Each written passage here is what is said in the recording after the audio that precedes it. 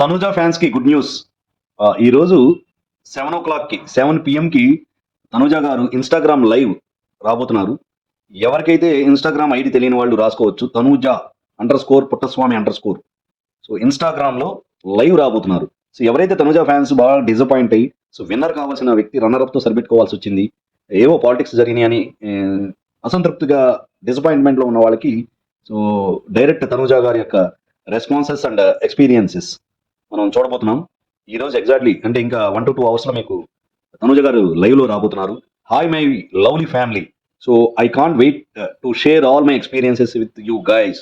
Thank you so much for the endless love and support you showed me throughout the Bigg Boss. This journey would not be possible without you. Love you all.